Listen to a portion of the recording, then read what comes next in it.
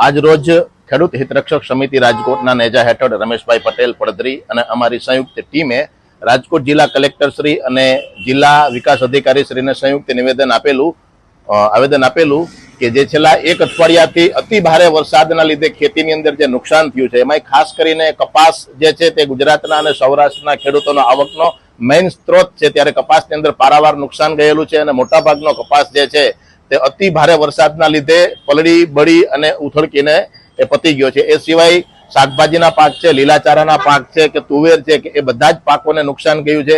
તમામ મીડિયાના મિત્રોએ ગામડે અને ખેતરની અંદર જઈ અને જે સર્વે કર્યું છે, જે એના રિપોર્ટિંગ લીધા છે, તેની અંદર પણ એ બધું સ્પષ્ટ જણાય છે।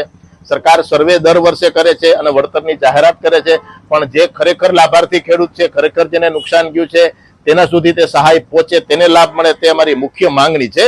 બાકી રેન્ડમલી જે કરતા હોય છે સર્વે કે 20% જે નુકસાન ગયું હોય ત્યાં 90% નુકસાન વાળાને નુકસાન જતું હોય છે અને વળતર નથી મળતું હતું, ત્યારે દર વર્ષની જેમ આ વર્ષે આવી રીતના ખાલી ઓફિસમાં બેસીને કે કોઈ 2-4 લોકોને પૂછીને સર્વે ન થાય અને જમીની હકીકતને ધ્યાનમાં લઈ અને સર્વે થઈ અને યોગ્ય લોકોને વહેલા તકે જે વળતર મળે એવી અમારી માંગણી છે। અને એ સિવાયના જે કંઈ પડતર પ્રશ્નો હતા, ખેતીની અંદર વીજળીના પ્રશ્નો જે હોય છે, એ સિવાય ભૂંડ રોજના પ્રશ્નો છે અને જે કંઈ વધારેમાં વધારે એક નડતો પ્રશ્ન ખેડૂતને હોય તો તે યોગ્ય ભાવનો છે કે જે સરકારની નીતિની અંદર ક્યારેય પણ સમાવવામાં નથી આવ્યો, એટલે તેને જણસીના યોગ્ય ભાવ મળે એ વસ્તુને પણ અમે ધ્યાનમાં લીધી છે। અને ખાસ કરીને અત્યારની જે પરિસ્થિતિ થઈ છે અતિ ભારે વરસાદના અતિવૃષ્ટિના લીધે એને ધ્યાનમાં લઈ અને સરકારશ્રીને, કૃષિમંત્રી અને મુખ્યમંત્રીશ્રીને રજૂઆત કરી છે કે વહેલામાં વહેલી તકે સર્વે કરી અને જે ખરેખર નુકસાન ગયું છે, જેને પરિસ્થિતિ હદ બહારની છે, એવા લોકોને યોગ્ય સમયે વહેલાસર વળતર મળે એવી અમારી માંગણી છે। ચોમાસુની અંદર એરંડા છે, કપાસ છે, મગફળી છે, તુવેર છે, લીલી શાકભાજી છે, લીલો ચારો છે, આ બધાનું વાવેતર થતું હોય છે,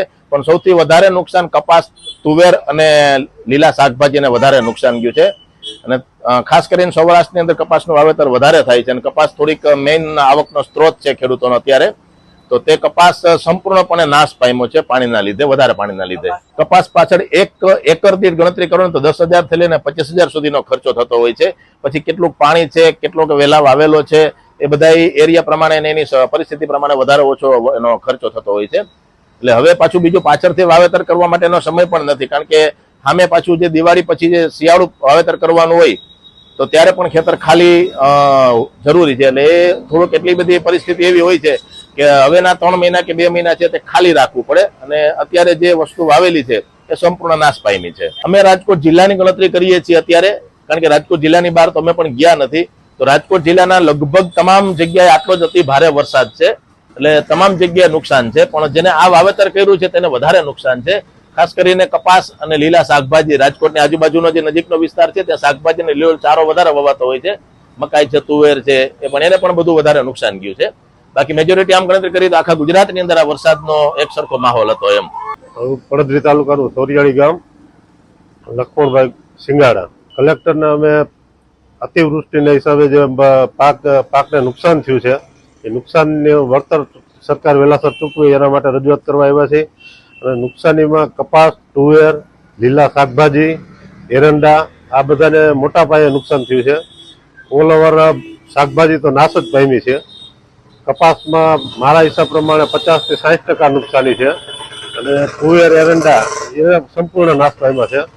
અને ઓલ ઓવર ગુજરાતમાં આ વરસાદને નુકસાન કર્યું છે, તો ખેડૂતને વહેલાસર વળતર સર્વે કરી અને વળતર મળે એ બાબતની અમે કલેક્ટરને રજૂઆત કરી છે અને આવેદનપત્ર આપ્યું છે। ખેડૂતને ફાયદો થાય એવું સરકાર કરે અને ઓલ ઓવર જે વીજળી ખેડૂતને મળવી જોઈએ એ પ્રમાણસર વીજળી મળે, ભૂંડ રોજનો ત્રાસ છે એના માટે પણ સરકાર પગલાં લે। અને આના માટે ભૂંડ રોજના ત્રાસમાં ખેડૂત બહુ પરેશાન છે, જે વાડીએ જતા હોય અને ખેતી મેં કપાસ અને મગફળી વાવી છે, એમાં મગફળીને 1% નુકસાની નથી, કપાસમાં 50% ઉપરની નુકસાની છે, અમુક ખેડૂતને તો 100% નુકસાની છે। પછી અમુક જમીન ઉપર છે કે જમીન કેવી છે ને કેવું નુકસાન છે એના ઉપર છે। કપાસમાં 50% નુકસાન તો ફાઇનલ છે, મગફળીમાં નુકસાન નથી। મેં મગફળી ઊભા કપાસનો પાક છે એ ઊભા સુકાઈ ગયા છે, મગફળીમાં પણ નુકસાન છે, તો મગફળીમાં ઓછું નુકસાન છે, કપાસમાં વધારે નુકસાન છે। કપાસ અમુક ખેતર તો સંપૂર્ણ નાશ પામ્યા છે, અમુક પાછળતરા વાવેતર હતા એમાં ઓછું નુકસાન છે, આગતરા વાવેતર તો એ સંપૂર્ણ નાશ પામેલ છે। સાંજ સમાચાર ફેસબુક પેજને લાઇક કરો, વિડીયો શેર કરો અને વધુ વિગતવાર સમાચાર માટે sanssamachar.net વિઝિટ કરો.